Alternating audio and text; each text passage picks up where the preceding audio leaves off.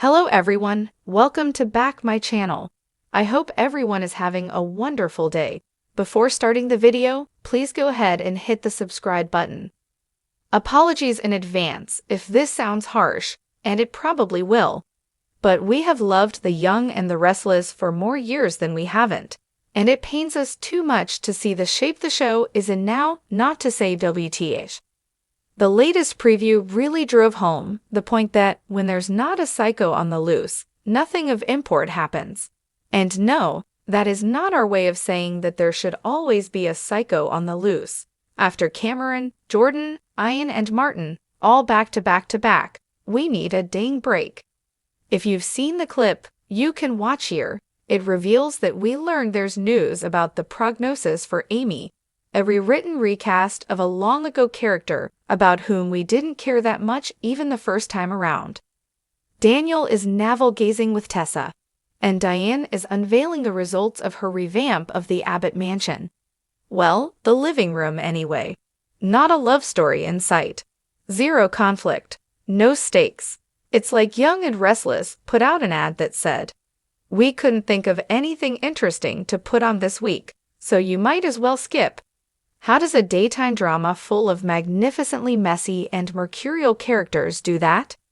We have our issues with Bold and Beautiful too, but at least when it finishes treading water every week, stuff happens. In the days ahead, it's throwing a fashion show and threatening to kill off a major player. It's not just this week of Young and Restless that has brought this issue to the fore, either, it's a lot of them. Look at what's been done to the iconic Victor Newman. He's like a broken record with literally nothing better to do than poke at our enemy Jack because what? That's just what he does. Victor's freaking dynamic. Write him a story that doesn't leave the aftertaste of stale leftovers. And please and thank you, while you're at it, make it make sense. The less said about what he's doing to Audra, the better. Also, could someone please remind the powers that be that love and romance are cornerstones of the genre? Young and Restless is sorely lacking in that department. Sure, it moves characters from one relationship to another occasionally, but there's never any real impact. And when was the last time that the show made your heart skip a beat?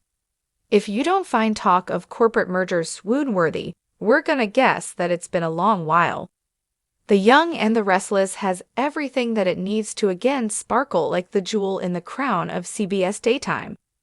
A talented cast, characters that should be interesting, a rich history and a future that's open wide. The ingredients just need to be remixed in such a way that we feel less like the show is going through the motions and more like it's actually going somewhere. And as critical as this article may have been, we're rooting for the show to get back on track. Tough love is, after all, still love. If Young and Restless needs any pointers, and it does, it might try tooting into Beyond the Gates, which moves at an admirable pace, leans into, not away from drama, and has a few characters on the canvas who aren't filthy rich. What grade would you give Young and Restless currently?